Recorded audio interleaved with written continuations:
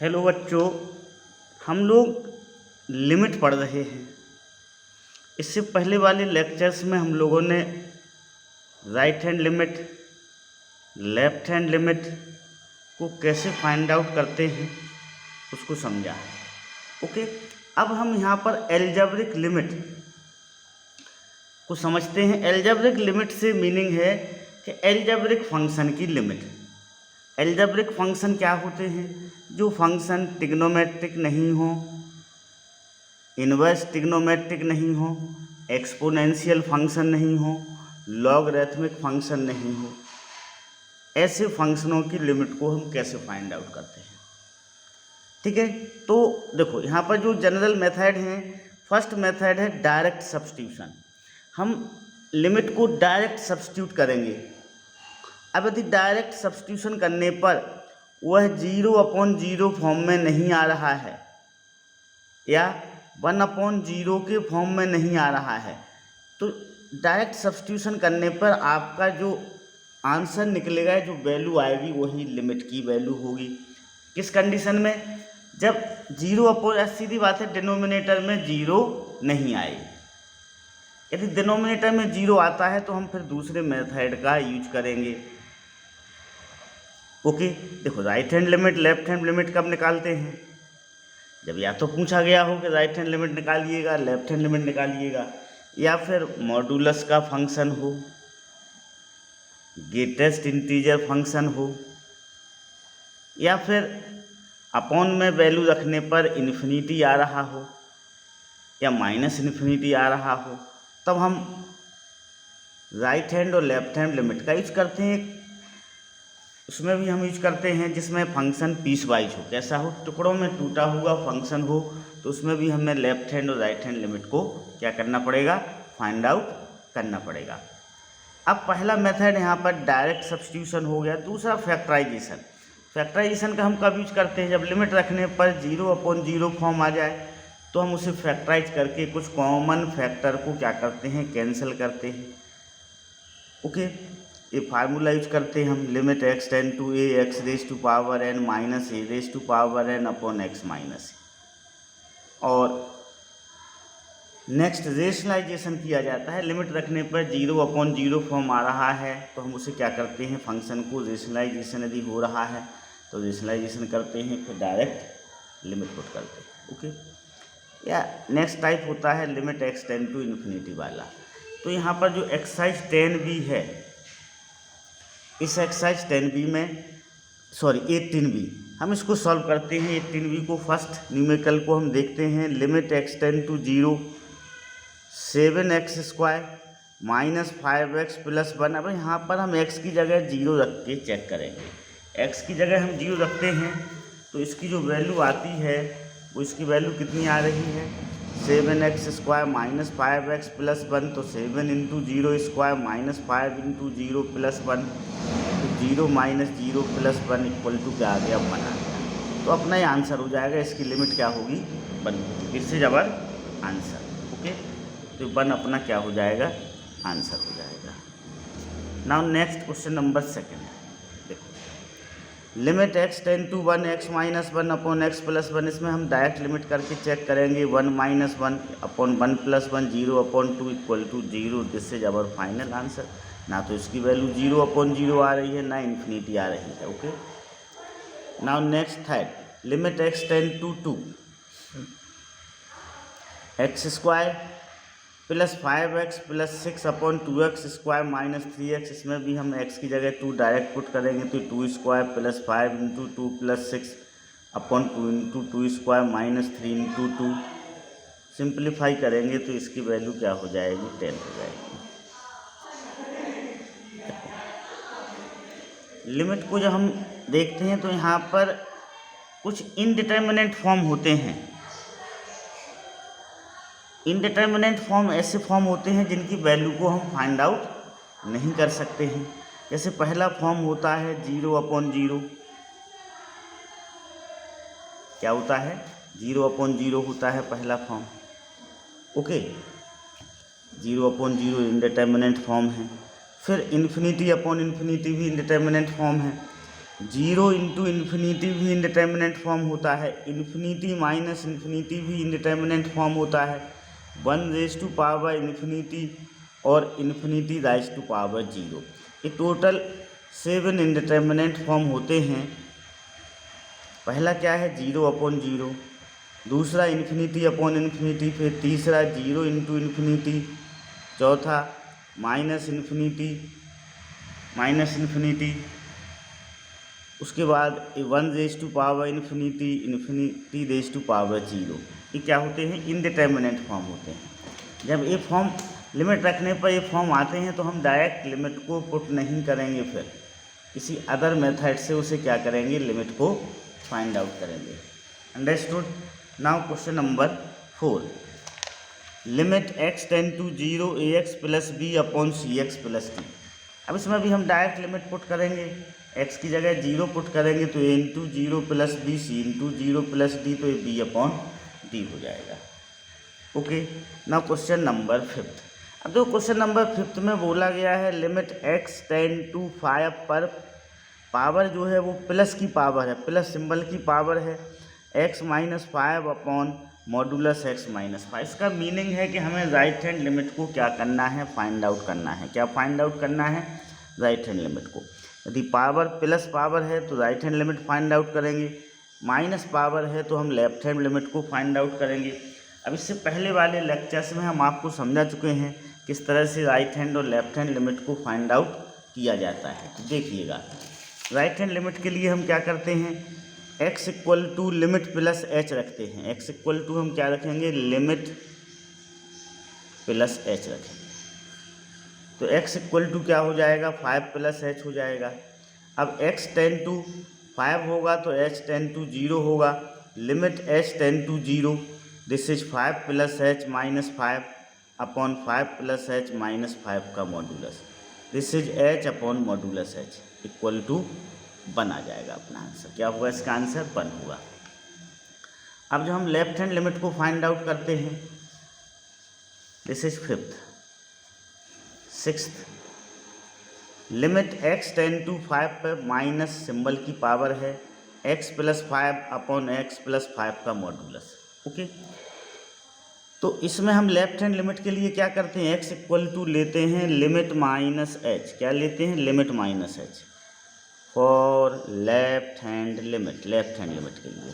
तो क्या हो जाएगा, x equal to 5 minus h होगा। अब x टेंड टू 5 तो h टेंड टू 0 होगा, limit h tend to 0, 5 minus h plus 5 upon 5 minus h plus 5 का modulus, limit h tend to 0, 10 minus h upon 10 minus h का modulus, तो 10 minus h upon 10 minus h equal to 1 हो जाएगा। क्या हो जाएगा?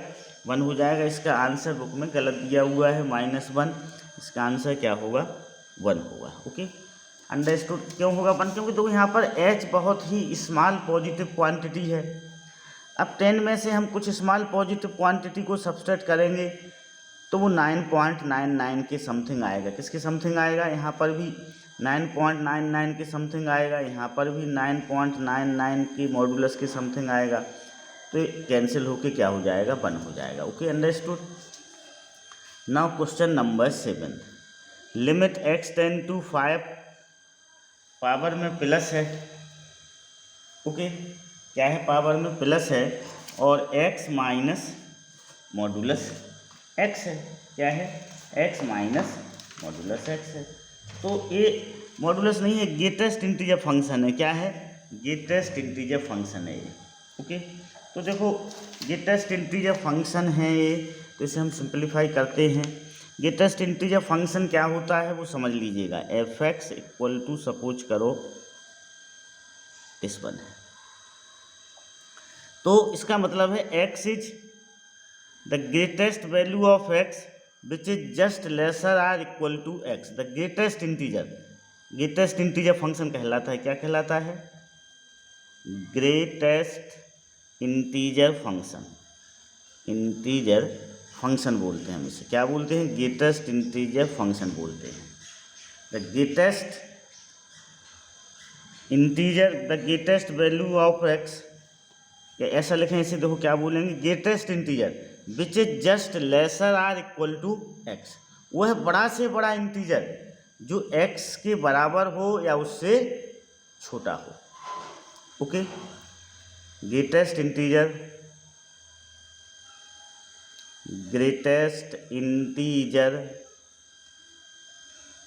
which is equal or lesser than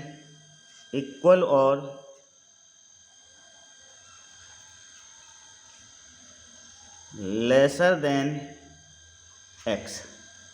वह बड़ा से बड़ा इंटीजर जो x से बराबर हो या उससे छोटा हो। अब देखिएगा, समझिएगा आप, सपोज करो हम 1.2 लेते हैं ग्रेटेस्ट इंटीजर फंक्शन में, तो वह बड़ा से बड़ा इंटीजर जो 1.2 के बराबर हो या 1.2 से छोटा हो, कितना होगा? 1 होगा। अब हम सपोज करो 1.999 भी लेते हैं तो वह भी 1 होगा। The greatest integer which is just equal to और लेसर देन 1.999, तो ये क्या आएगा? 1 आएगा। Okay, understood. अब हम देखो 2.3 को इंटीजर फंक्शन लेते हैं तो वो 2 आएगा। 2.9 को भी इंटीजर फंक्शन में लेते हैं तो वो 2 आएगा। ओके, इसी तरह -3.1 लेते हैं तो -4 आएगा, क्योंकि इससे जस्ट बड़ा इंटीजर कौन सा होगा? -4 होगा। -3.9 भी लेते हैं तब भी क्या आएगा? -4 आएगा। Okay, understood. तो ये ग्रेटेस्ट इंटीजर फंक्शन होते हैं। तो इस क्वेश्चन नंबर 7 में एक ग्रेटेस्ट इंटीजर फंक्शन है, हम उसे आपको समझाते हैं किस तरह से सॉल्व करेंगे। Okay, understood. तो देखिएगा, ये दिया हुआ है आपको, क्या दिया हुआ है? 7th में आपको दिया हुआ है limit x tend to 5 plus x minus, ये ग्रेटेस्ट इंटीजर फंक्शन है। सब देखो, राइट हैंड लिमिट निकालना है तो हम x इक्वल टू क्या लेंगे? लिमिट प्लस h लेंगे। क्या लेंगे? लिमिट प्लस h लेंगे। अब देखो, यहाँ पर x टेंड टू 5 है, जब x की जगह हम इधर 5 रखेंगे तो h क्या हो जाएगा? 0। मतलब x यदि 5 की जगह टेंड होता है, 5 की ओर बढ़ता है, तो h किसकी ओर बढ़ेगा? 0 की ओर बढ़ेगा। ओके, तो ये हो जाएगा आपका limit h tend to 0। x की जगह हम क्या लिखेंगे? 5 प्लस h लिखेंगे। इसकी जगह हम 5 प्लस h लिखेंगे। Okay, understood, clear. अब देखो 5 प्लस h की ग्रेटेस्ट इंटीजर में वैल्यू क्या होगी? तो वो 5 होगी। जैसे 5.01 की वैल्यू क्या होगी? 5 होगी। यहाँ पर h बहुत ही स्मॉल, बहुत ही छोटी पॉजिटिव क्वांटिटी है। सपोज करो 0.001 है, तो 5.001 का ग्रेटेस्ट इंटीजर फंक्शन में वैल्यू क्या होगी? 5 होगी। तो हो जाएगा आपका limit h tend to 0, 5 plus h, ये -5 हो जाएगा। 5 से 5 कैंसिल हो जाएगा, इसमें हम लिमिट पुट करेंगे तो अपना आंसर क्या हो जाएगा? 0 इज अवर फाइनल आंसर। इसका आंसर क्या होगा? 0 होगा। Okay, understood. Now question number 8, limit x tend to 1 पे माइनस सिंबल की पावर है x² -1 अपॉन x -1 का मॉड्यूलस। ओके, तो इसको हम देखो सॉल्व करते हैं, किस तरह से सॉल्व करेंगे उसे हम समझते हैं। This is limit x tend to -x² -1 upon x -1 का मॉड्यूलस। हम इसमें क्या करेंगे? देखो भैया, x इक्वल टू लेंगे लिमिट -h लेंगे। क्या लेंगे? लिमिट -h लेंगे। अब x टेंड टू 1 है तो h टेंड टू क्या हो जाएगा? 0 हो जाएगा। अब इसमें हमें लिमिट पुट करते हैं। ओके, तो लिमिट h टेंड टू 0। अब जहाँ जहाँ x लिखा उधर हम क्या लिखेंगे? 1 -h लिखेंगे, -1 upon 1 -h -1। Okay, this is limit h tend to 0, 1 plus h square -2h -1 upon a से कैंसिल -h का मॉड्यूलस। ओके, 1 से -1 भी कैंसिल हो जाएगा, तो लिमिट h टेन टू 0। अब यही देखो ये एच स्क्वायर माइनस 2h बचता है, ये माइनस h का मॉडुलस क्या हो जाएगा, h हो जाएगा। किसी भी नंबर का मॉडुलस पॉजिटिव ही आता है, चाहे हम नेगेटिव नंबर का मॉडुलस लें या पॉजिटिव नंबर का। इसमें से हम देखो h को कॉमन निकालते हैं, तो ये h माइनस 2 बचेगा अपॉन h। ओके, इतना बचेगा ये limit h tend to 0, H से एच कैंसिल हो जाएगा, h माइनस 2। अब इसमें हम h की जगह 0 पुट करेंगे तो 0 माइनस 2 इक्वल टू -2 अपना क्या होगा, फाइनल आंसर होगा। Okay, understood, clear. तो क्वेश्चन नंबर कौन सा है, क्वेश्चन नंबर 8 है। This is question number 8। Okay, now question number 9, so that the limit x tend to 2 log x raise to power 6 plus root के अंदर x square plus 1292 to the base 10 equal to 2। तो भाई इसमें हम पहले direct limit put करके check करेंगे। इसमें डायरेक्ट x की जगह हम क्या पुट करेंगे, 2 पुट करेंगे और इसे सिंप्लीफाई करेंगे तो अपना आंसर आ जाएगा इस तरह से। देखो x की जगह हमने 2 पुट किया तो 2 raise to power 6 plus root के अंदर 2 square plus 1292, this is log 64 plus root के अंदर 4 प्लस 1292, ये लॉग 64 प्लस रूट के अंदर 1292 36 हो जाएगा। 64 प्लस 36 100 हो गया। अब 100 को हम 10 स्क्वायर लिख सकते हैं, 2 कहाँ पर आएगा, सामने आएगा। लॉग 10 टू द बेस 10 की वैल्यू 1 होती है तो 2 into 1 equal to 2 is our final answer. Now question number 10, given that fx equal to 4 minus 7x upon 3x plus 4। अब L क्या है, limit x tend to 2 fx है, और M क्या है, limit x tend to 0 fx है। उसने बोला form the equation whose roots are 1 upon L, 1 upon M। तो देखो सबसे पहले हम क्या करेंगे, L को फाइंड आउट करेंगे, फिर M को फाइंड आउट करेंगे, फिर 1 अपॉन L को फाइंड आउट करेंगे, फिर 1 अपॉन M को। 1 अपॉन L को हम अल्फ़ा ले लेंगे, 1 अपॉन M को बीटा ले लेंगे, ठीक ना। फिर फार्मूले का हम क्या करेंगे, यूज करेंगे, देखिएगा। This is our function. अब L क्या है, limit x tend to 2 fx है, तो L हो जाएगा limit x tend to 2 4 minus 7x upon 3x plus 4। सबसे पहले हम डायरेक्ट लिमिट पुट करके चेक करेंगे। डायरेक्ट लिमिट पुट किया तो L की वैल्यू कितनी आ गई, -1 आ गई। इसी तरह M की वैल्यू को फाइंड आउट करेंगे, limit x tend to 0 fx, M equal to limit x tend to 0। इस फंक्शन में हम x की जगह 0 पुट करेंगे तो 1 आ जाएगा। तो alpha equal to 1 upon L, L की वैल्यू -1 है तो 1 अपॉन -1 इक्वल टू -1, और beta equal to 1 upon M, M की वैल्यू 1 है तो 1 हो गया। अब हमें इसको हमने अल्फ़ा ले लिया, इसको बीटा ले लिया। अब देखो इक्वेशन का रूट्स क्या होता है, कोई भी इक्वेशन क्वाड्रेटिक इक्वेशन कैसे फाइंड आउट करते हैं, X square minus alpha plus beta X plus alpha beta equal to 0। इस फार्मूले से हम उसे क्या करते हैं, फाइंड आउट करते हैं, ठीक ना। देखो X square minus alpha plus beta X plus alpha into beta equal to 0, X square minus alpha की वैल्यू पुट करेंगे हम, कितनी है, -1 है, बीटा की वैल्यू 1 है, X plus alpha -1 into 1 equal to 0, this is X square, ये तो 0 हो जाएगा, -1 equal to 0। Okay, understood, clear.